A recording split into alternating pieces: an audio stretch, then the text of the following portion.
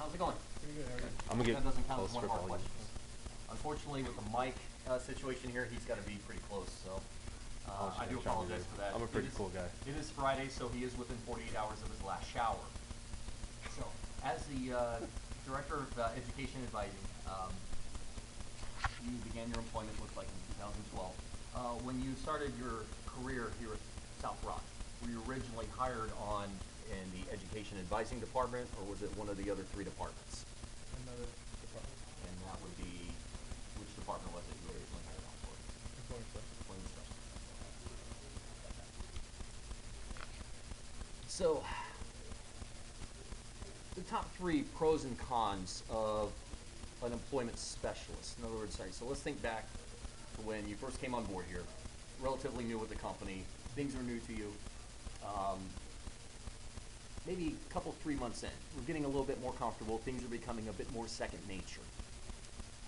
Top 2 or 3 pros and cons, if you could please, of being an education specialist. I beg pardon, yeah, employment specialist. I'll start with the pros. Okay. One pro for me was commission. The second pro, well, actually really my first.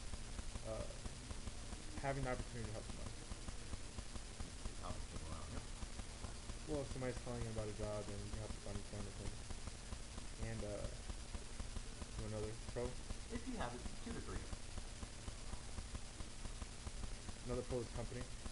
One of the best companies I've actually worked for. Working hard. Con.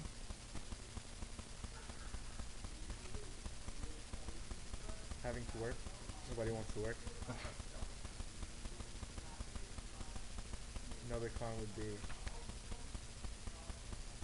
driving to work. Follow up on that. Where do you live? When I first started here, I lived at UCF. Third con.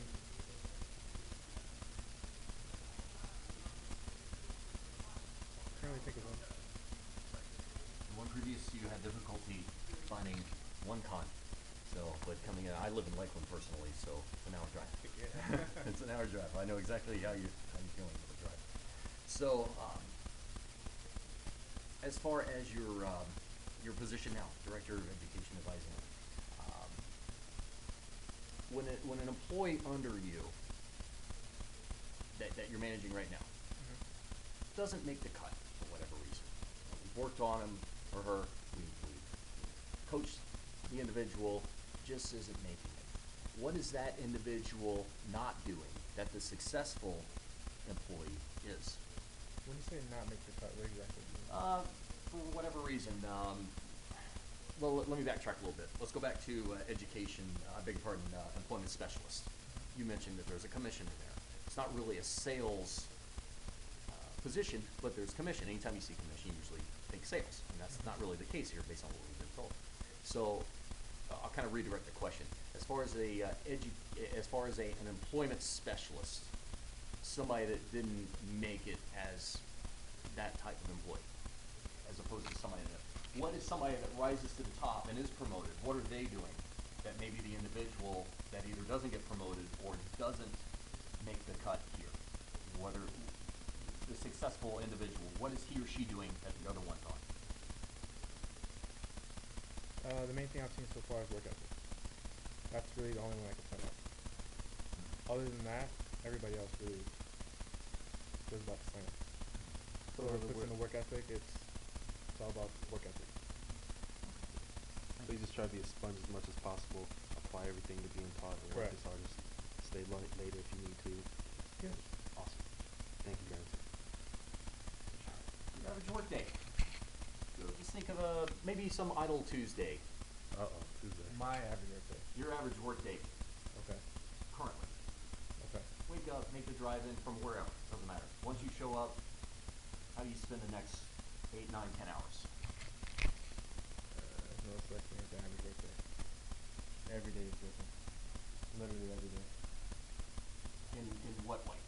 Maybe the last 2 days, as opposed to, I know this is different because this is the first time trial run here as far as this interview process is concerned, but maybe Wednesday to Thursday, how are they different? Are there days than others? Friday's a good day. Free food, cookouts. Can't go wrong. Can't go wrong with cookouts. Breakfast for lunch?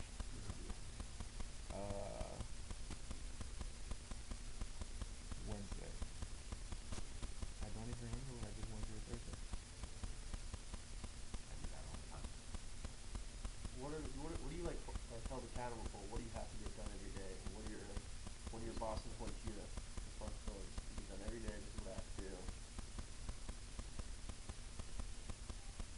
Every single day, what they want me to do is come in, work hard, make sure my department gets everything that they actually need. Does that make sense?